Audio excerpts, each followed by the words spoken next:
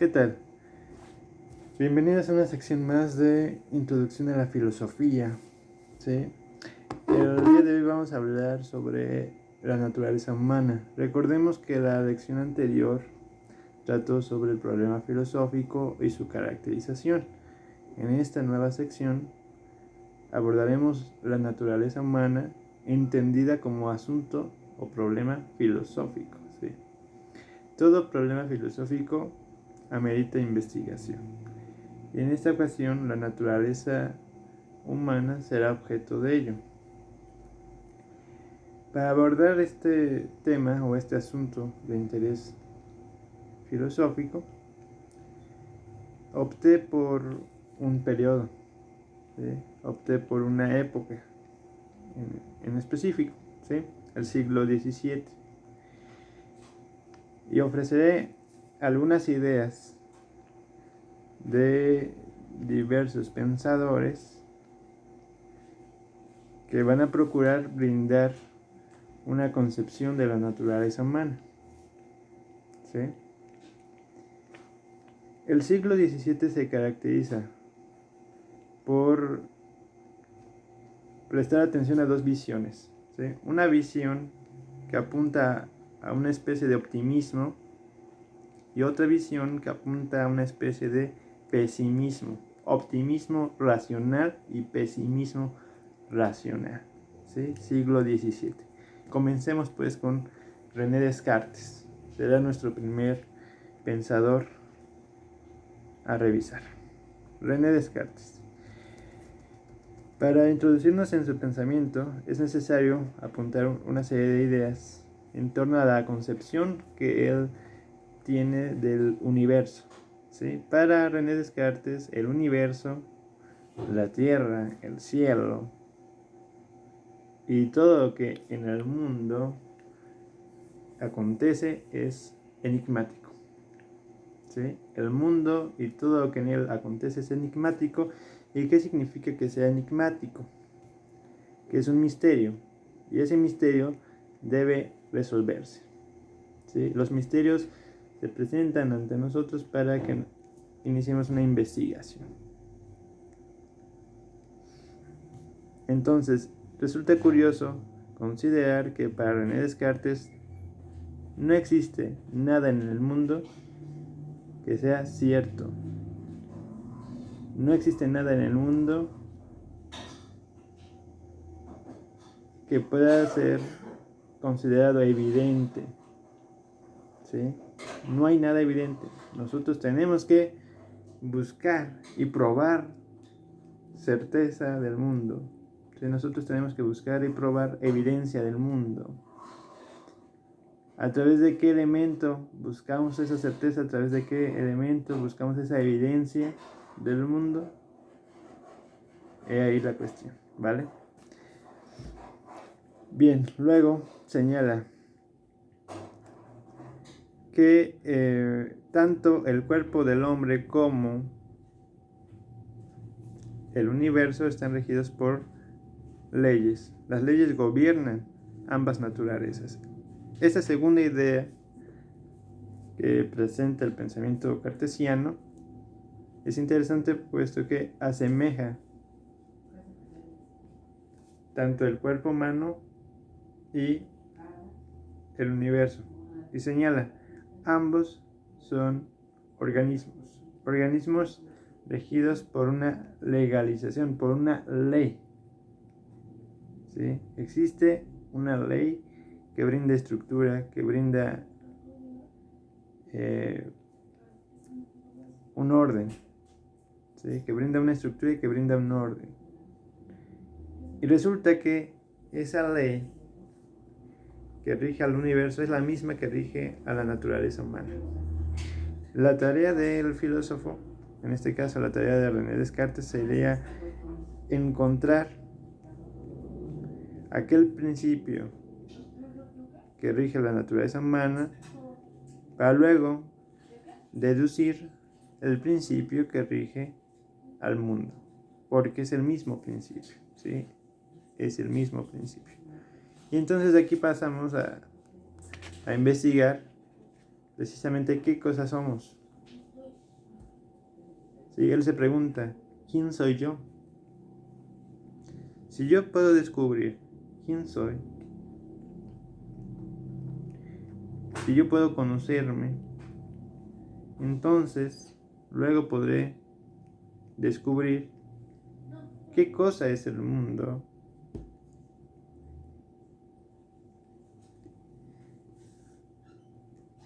Se hace necesario entonces resolver la primera pregunta, ¿no? ¿Quién soy yo? Aquí Descartes intentará cuestionar, intentará poner en duda lo evidente, ¿sí? ¿Y qué es lo evidente? La respuesta más evidente a la pregunta ¿quién soy yo? Es la siguiente. Soy una cosa material. Soy una cosa sensible. Él se va a preguntar, ¿realmente el ser humano es un cuerpo? ¿Realmente el ser humano es una sensación, un sentido? ¿Sí? Es decir, podemos reducir al ser humano a un simple organismo natural, o bien podemos considerar que el ser humano es algo más que una cosa material, que una cosa sensorial, que una cosa sensible. Bien.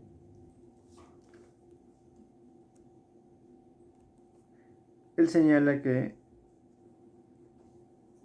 las cosas materiales, las cosas sensibles, se prestan al cambio, ¿sí? Es decir, no permanecen. Las cosas materiales, las cosas sensibles no permanecen, ya que siempre están cambiando, siempre están modificando su propia naturaleza, ¿sí? Por ejemplo,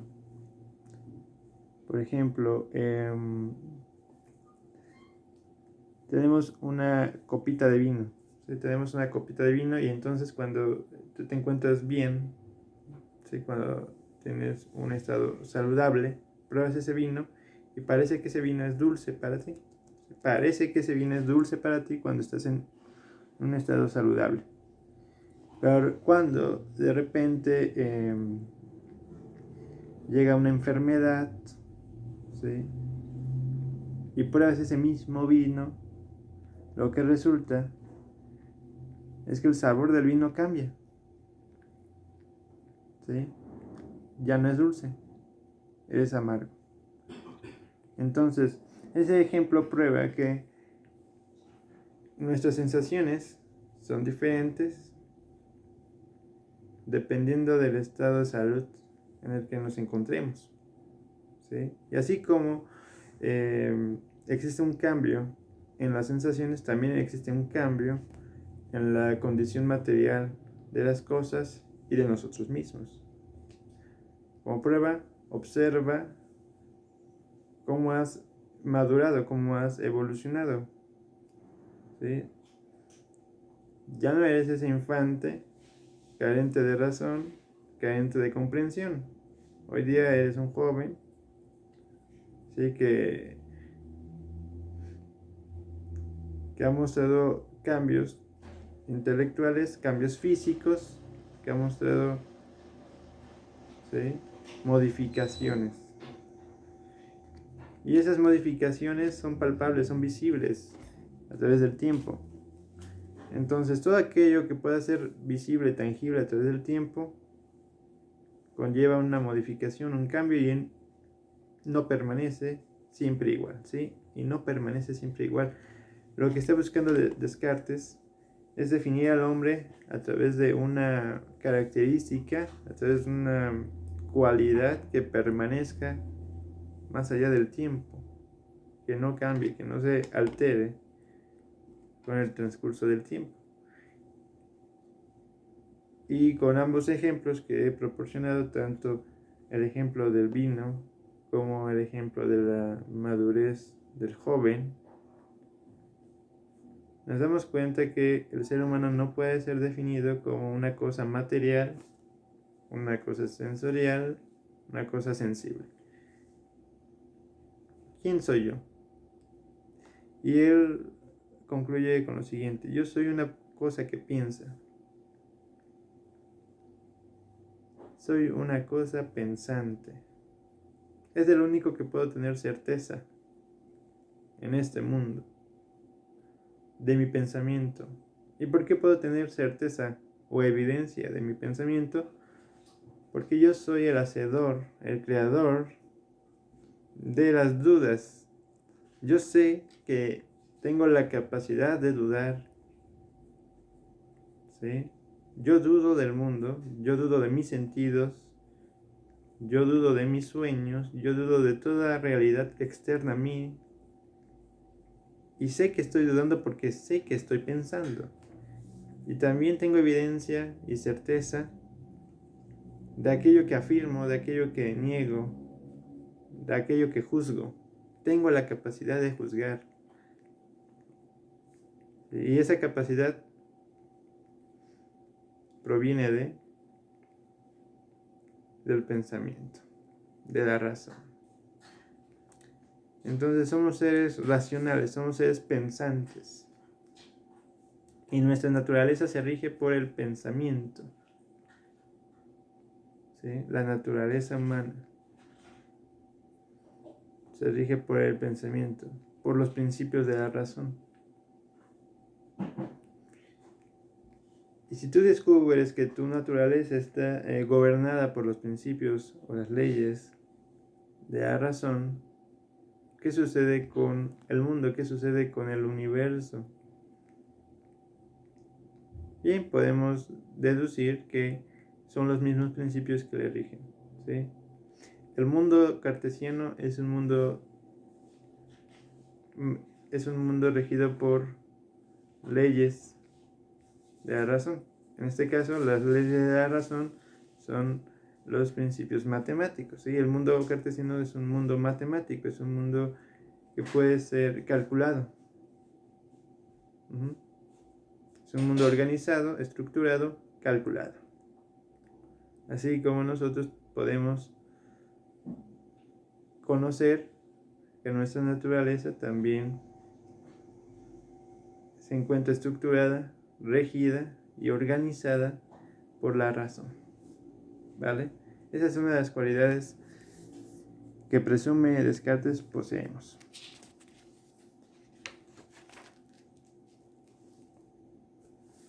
Bien, luego vamos a pasar al siguiente pensador, Pascal. ¿Sí?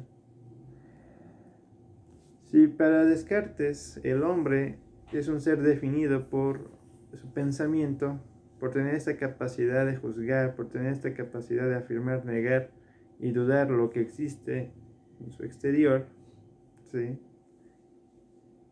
En Descartes encontramos esta definición del hombre como un ser pensante, como un ser que juzga, afirma, niega y duda. ¿Qué sucede con Pascal? Pascal no tiene claro que el hombre sea un ser con definición, ¿sí? Pascal no tiene claro que el hombre pueda definirse a sí mismo, porque él sostiene que lo que existe es una diversidad de almas, de seres, ¿sí? Una multiplicidad de cosas. Nada de lo que se ofrece al alma es sencillo. El mundo mismo, el mundo es diverso. En el mundo encontramos, hallamos diversidad, ¿sí? Nada de lo que se ofrece al alma es sencillo. Todo lo que nosotros vemos, todo lo que nosotros conocemos es complejo. Y el alma misma no es simple, ¿sí? El alma no es simple en su manera de contemplar las cosas, es decir, el mundo es complejo, nuestra alma es compleja, porque no es sencillo poder definir ni lo que es el mundo, ni lo que somos nosotros. No es sencillo.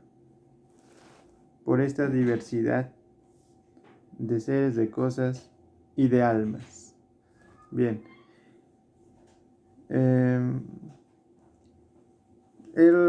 Pascal piensa en lo siguiente, ¿no? Hablemos del mundo humano. ¿Qué es lo que busca el ser humano en su sociedad? Por ejemplo, el ser humano en su sociedad busca establecer principios de justicia, ¿cierto? Para poder convivir. Los principios de justicia son principios de convivencia. Son principios que regulan nuestra existencia con otros. Se regulan nuestra existencia con los otros. Entonces, bien, si uno pretende hallar un principio de justicia que permita la vida en sociedad, nos llevaremos una gran sorpresa. ¿Por qué? Porque no es posible. No es posible definir un principio de justicia para que se lleve a cabo esta convivencia de todos con todos. ¿Por qué? Dice él, porque las personas son diferentes, los países son diferentes, la naturaleza humana está sujeta a perpetuos cambios. Entonces no podemos llegar a definir un principio de justicia que permita la convivencia de toda la humanidad, dado que la humanidad misma es diversa, dado que lo que crea, lo que hace la humanidad es diverso, y también es diverso aquel espacio en el que se encuentra, en el que convive, en el que se hace, se identifica, ¿no? Es decir, la nación, el país es diverso. Si los países, los seres humanos son diferentes, porque eso es lo que implica pensar en la diversidad, en la diferencia. ¿Sí? Si los países, las culturas, las naciones, los seres humanos somos diferentes, podemos encontrar un principio de justicia que regule la convivencia de todos, de todas estas diferencias. Para Pascal no es posible. No es posible encontrar un principio de justicia que regule la convivencia de tantas naturalezas tan diferentes. ¿Sí? No somos iguales. Las naciones no son iguales. Los modos de ser y de vivir no son iguales. Por lo tanto, los principios de justicia que se buscan desde el ámbito social, un principio de justicia universal no es posible. Entonces, vean ustedes lo complicado, la complicada visión de Pascal. ¿Sí? El ser humano es por naturaleza diferente, por naturaleza diverso. Cada uno de los individuos somos distintos, uno al otro. No podemos conocernos, no podemos definirnos. Igual el mundo es diverso, igual un país es diverso, las naciones son diversas. No existe y no es posible pensar en un conocimiento del mundo, del ser humano, en el descubrimiento de un principio común a todos, como es el caso de la justicia. No es posible por la diversidad. Esta imposibilidad de definición, de conocimiento del ser humano, del mundo y del hallazgo de principios que regulen la convivencia entre nosotros, nos introduce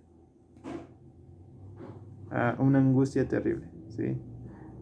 Podríamos decir que lo que define al hombre, lo que define la vida del hombre es la angustia de no saber, la angustia de encontrarnos en una total, en un total abismo, en una total incertidumbre, por la ausencia de definición, por la ausencia de conocimiento, ¿no? De nosotros mismos, de lo que hay al exterior, de aquello que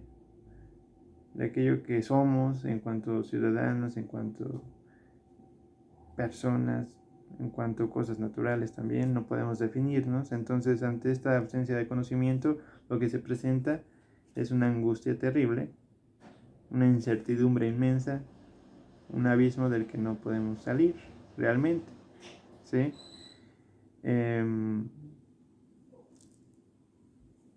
¿Cómo lo dices tú?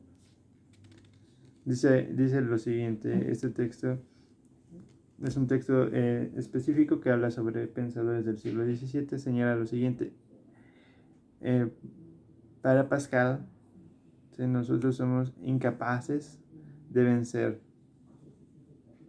la muerte, la miseria y la ignorancia. Somos incapaces de vencer la muerte, la miseria y la ignorancia, ¿sí? La muerte, dado que somos seres finitos, dado que tenemos un final, ¿sí? Y no podemos nosotros detener ese final de la naturaleza humana. La miseria porque al final de cuentas, al tener desconocimiento del mundo, de nosotros, al no poder encontrar un principio de convivencia social, de vida social, pues nos envuelve una, una angustia terrible que nos lleva a una vida miserable y una ignorancia. Somos incapaces de vencer la ignorancia, ya que no tenemos conocimiento, no tenemos certeza, no tenemos seguridad de las cosas, de lo que somos, de lo que hay en el exterior, ¿sí? Bien, él se pregunta, ¿no? Se va a preguntar, Pascal, ¿quién soy yo? Si uno se pregunta, ¿quién somos nosotros? ¿Quiénes somos? Posiblemente su respuesta sea la siguiente. ¿Qué es el hombre? ¿Qué lugar ocupa el hombre?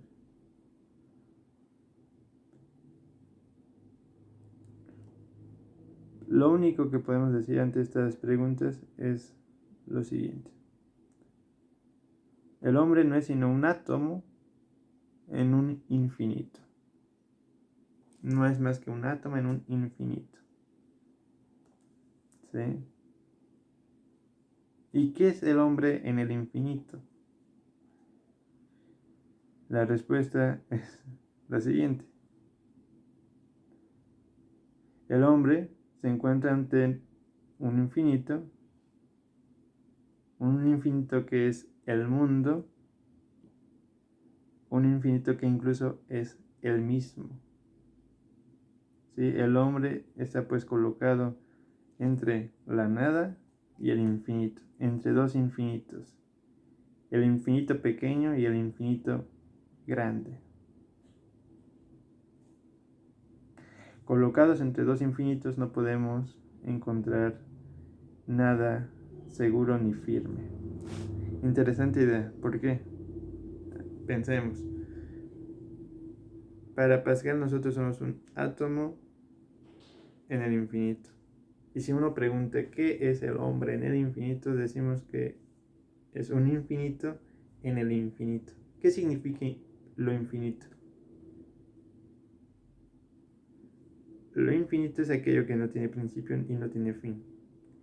Y recordemos que la tesis principal de Pascal es que nosotros somos, en cuanto a naturaleza, diversos y que el mundo es diverso. Entonces, si el mundo es diverso y no lo podemos conocer por esta diferencia que existe entre las cosas, decimos que si no lo podemos conocer, no podemos conocer lo que es, lo que fue y lo que será el mundo, ¿cierto? Esto es infinito, no hay principio ni final. ¿Y qué sucede con nosotros? Nosotros tampoco podemos conocernos, no podemos señalar lo que somos, lo que seremos y lo que fuimos. No hay principio ni final, ¿sí? Por eso señala, ¿no? Somos un infinito en otro infinito. un infinito pequeño, un microcosmos, vamos a decirlo así, un microcosmos en un macrocosmos, ¿vale? Esa es la postura de Pascal, ¿sí? La naturaleza humana y la naturaleza del mundo es diversa, infinita. Un infinito de diferencias, ¿no? Un infinito de tonalidades, ¿sí? De matices. Eso es lo que es la realidad, una diversidad que no tiene principio ni fin. Esa es la realidad humana. Bien, por último, vamos a considerar la postura de Racine y Corneille, ¿vale? En Racine, lo que encontramos es lo siguiente. Para él, el hombre va a estar definido por la pasión, ¿sí? Lo que atañe, lo que define al hombre, lo que le define a sí mismo es la pasión.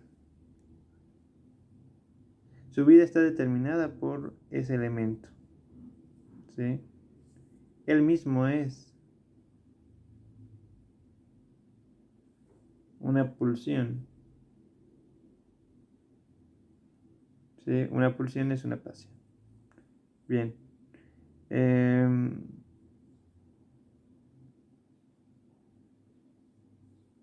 ¿Por qué decimos que el hombre es una pulsión? Una pasión. Porque cuando el hombre se dirige a su destino, o cuando el hombre inicia el camino hacia su destino, no sabe cómo llegó a él, no sabe a dónde va a ir y no sabe por qué, ¿sí? El siglo XVII va a definir a la pasión como una pulsión ciega, ¿sí? Las pasiones son ciegas, es decir, no son elementos racionales, no son elementos racionales. Entonces, dado que la pasión es una pulsión ciega y el hombre es definido, su vida es definida por la pasión, cuando éste se dirija por el camino de su vida, por su destino, no sabrá ni cómo llegó a él, ni por qué llegó ahí, ni hacia dónde se va a dirigir. Desconoce las respuestas a estas preguntas, ¿no? ¿Por qué llegué aquí? ¿A dónde me dirigiré? ¿Sí? ¿Cómo inicié este camino? Lo desconoce porque su vida está definida, está determinada por la pasión. ¿Sí? La pasión es considerada una pulsión ciega. ¿Qué es una pulsión? Una pulsión es una tendencia, ¿no? El hombre tiende a hacer algo, a realizar algo, ¿sí?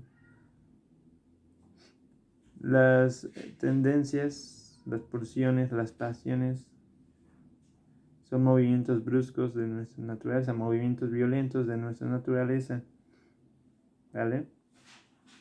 Entonces, la vida del hombre está impregnada por la pasión, por esta pulsión ciega, por esta tendencia, este movimiento brusco y violento de nuestra naturaleza que se halla fuera de todo esquema racional, ¿sí? Somos seres pasionales, somos seres que están entregados al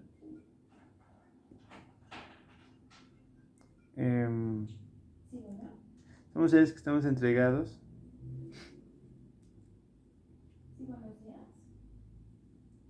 a lo espontáneo, ¿sí?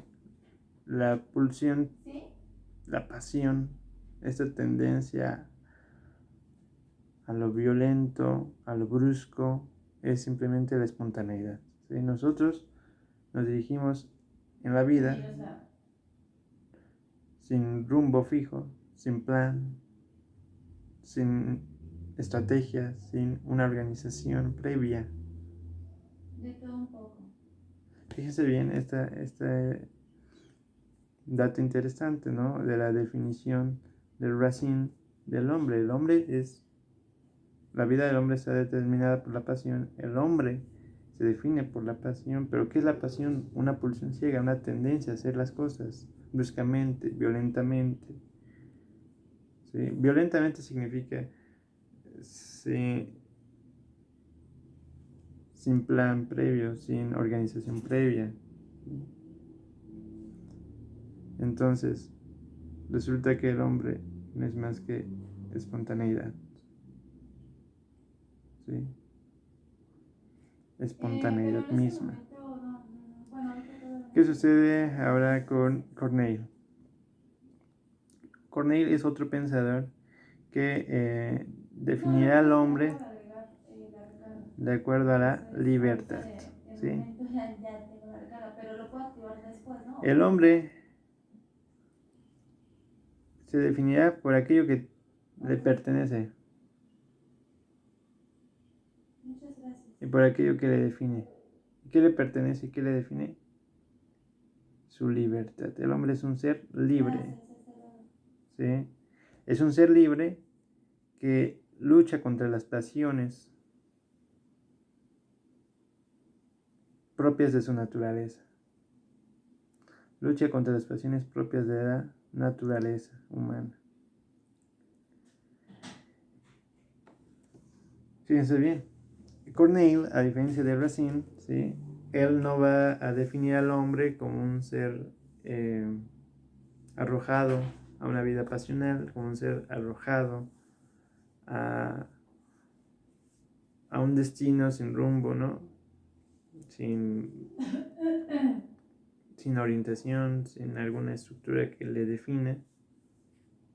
¿Sí? Corneille dice, el hombre es de acuerdo al uso de su libertad, ¿no? Y su libertad se pone en prueba, y su libertad se pone a prueba en la lucha que tendrá contra las pasiones. ¿Sí? Dentro de la soberanía de su libertad o de su libre albedrío, el hombre actúa, ¿sí? Con arrojo, con valentía, con heroísmo, puesto que él tiene que siempre decidir sobre las pasiones que le tratarán de determinar, que le tratarán de definir, ¿sí?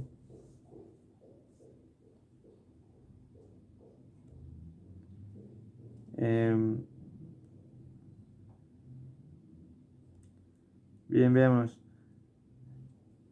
No niega que la naturaleza humana tenga pasiones. No niega que en la naturaleza humana encontremos estas tendencias a realizar cosas, ¿sí? Tendencias espontáneas. Pero señala Corneille, ¿no? Dentro de estas tendencias espontáneas o de estas pasiones, el hombre decidirá llevarlas a cabo o no, por su voluntad y por su razón. La voluntad y la razón harán del hombre un ser bello. ¿Sí? La belleza del hombre, según Corneille, está definida por la voluntad y la razón. ¿Sí? ¿Realmente deseas hacer las cosas?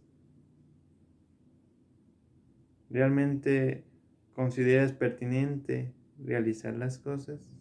Son dos preguntas que planteamos ciertamente y con frecuencia. Tengo en mi interior, ¿no?, un instinto a realizar, a actuar. Ese instinto es espontáneo, pero tengo que pensar, tengo que plantearme estas dos preguntas. ¿Deseo hacer lo que siento?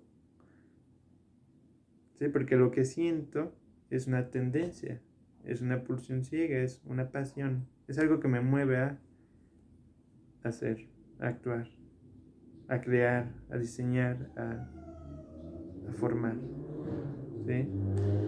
El hombre está movido a muchas cosas, ¿sí? Y en su interior siente ese impulso a hacer, a actuar, a pensar, ¿sí? Pero debemos preguntarnos, ¿deseo hacer aquello que siento? Y esa pregunta hace referencia a la voluntad. ¿Sí? Deseo hacer aquello que siento. Y luego, ¿es prudente, es pertinente realizar aquello que siento? Esta segunda pregunta hace referencia a la razón, ¿sí? Entonces, tú eres libre de hacer lo que sientes de acuerdo a tu voluntad y de acuerdo a tu razón. De ahí que la libertad define al ser humano como un ser que se propone enfrentar sus pasiones con heroísmo, ¿sí? Con valentía, y luchará contra ellas, teniendo de compañeros su voluntad y su razón. Bien, conclusión de esta sección. Conclusión. ¿Qué es la naturaleza humana? ¿Cómo definir la naturaleza humana? Les he presentado 4 pensadores: Descartes, Pascal, Corneille, ¿sí? Racine. Y cada uno de ellos aporta, contribuye con una idea. Las ideas de estos 4 pensadores son distintas. Por un lado tenemos a Descartes, que considera que la naturaleza humana se define por la razón. Si somos cosas pensantes, podemos llegar a conocernos. Es la única evidencia que tenemos, ¿no? ¿Quiénes somos? Somos seres que piensan, porque somos seres que dudan, porque somos seres que afirman y niegan. Podemos llegar al conocimiento de nosotros mismos y, una vez descubriendo quiénes somos, definirnos como cosas pensantes, podemos llegar a inferir las leyes que rigen al universo, ¿sí? Luego Pascal define a la naturaleza humana como una naturaleza diversa, múltiple, y esta diversidad nos va a insertar en una angustia, en una incertidumbre, en un abismo interminable, ya que para él no llegamos a definirnos y no podemos definirnos. Y recordemos que no podemos vencer, según Pascal, no podemos vencer a la muerte, ya que somos seres finitos, es decir, tenemos un fin, ¿sí? Nuestra vida, nuestra naturaleza se apagará en algún momento, se esfumará en algún momento, tenemos un final, y ese final es la muerte, ¿sí? No podemos vencer a la miseria está acompañada de angustia, porque no podemos conocernos y no podemos conocer lo que hay en la realidad, porque es una realidad diversa y porque nosotros mismos somos diversos. Y por último, no podemos vencer a la ignorancia, ¿sí? La ignorancia solo se vence con el conocimiento, y el conocimiento es certeza, ¿no? Debemos tener seguridad de aquello que está frente a nosotros, de aquello que somos, y no podemos tener certeza, seguridad alguna de lo que hay en el exterior por esta diversidad. Entonces, ya que no podemos vencer la muerte, la ignorancia y la miseria, estamos condenados a una angustia interminable, Y lo único que puede señalar Pascal es lo siguiente. Si tú te preguntas quién eres, vamos a definir al ser humano como un infinito dentro de otro infinito. ¿Sí? El infinito... Disculpen a mi gato. Bien, el infinito pequeño dentro del infinito grande. ¿Sí? El hombre dentro del universo. El universo es diverso. El hombre también lo es. Luego, tenemos a Racine. Racine dirá que la vida del hombre es definida y determinada por la pasión. ¿Sí? La pasión es una pulsión ciega, una pulsión espontánea, una tendencia a hacer las cosas, un sentir y hacer.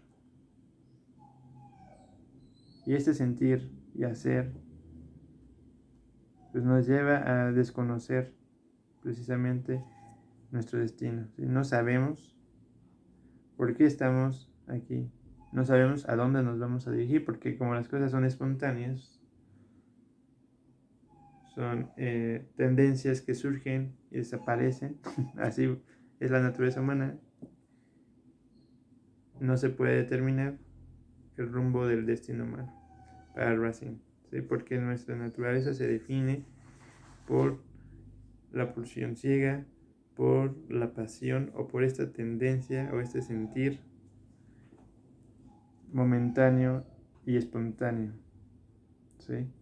Luego, por último, para Corneille, el hombre no se va a definir por la pasión, se va a definir por la libertad. Es un ser libre.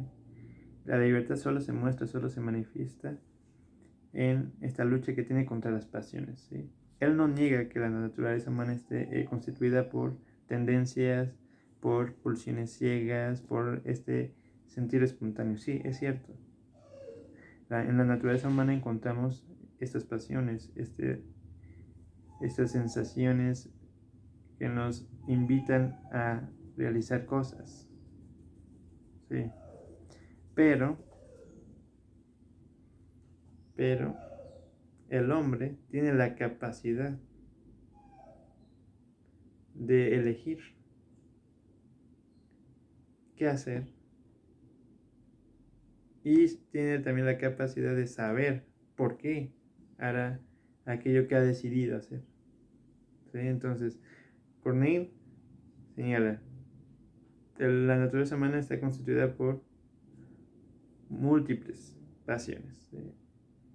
Múltiples pulsiones ciegas, múltiples tendencias, pero el hombre se enfrenta a ellas con valentía, con heroísmo y tiene la capacidad de preguntarse, ¿qué es lo que quiero hacer? ¿Y por qué quiero hacer aquello que siento? Y recordemos que estas dos preguntas se dirigen a nuestra capacidad volitiva o a la voluntad, ¿sí? ¿Deseo hacer aquello que siento? Y a nuestra capacidad racional, ¿sí? ¿Es prudente, es pertinente hacer aquello que siento? Recordemos que la razón siempre va a tratar de justificar nuestros deseos, va a tratar de justificar nuestras acciones, va a tratar de justificar nuestras pasiones. ¿Sí? ¿Es pertinente sentir aquello que siento? ¿Es pertinente hacer aquello que deseo y pretendo hacer? Entonces, Corneille dirá que la naturaleza humana se define por la libertad. Y la libertad aquí se traduce como capacidad de elección. La libertad es la capacidad de elección. Nosotros elegimos qué hacer, ¿sí? Pero esta capacidad de elección está orientada por la voluntad y por la razón. ¿Deseo hacer aquello que siento? y es prudente hacer aquello que siento.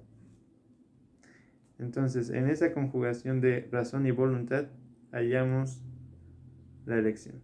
¿Sí? Tú decides elegir.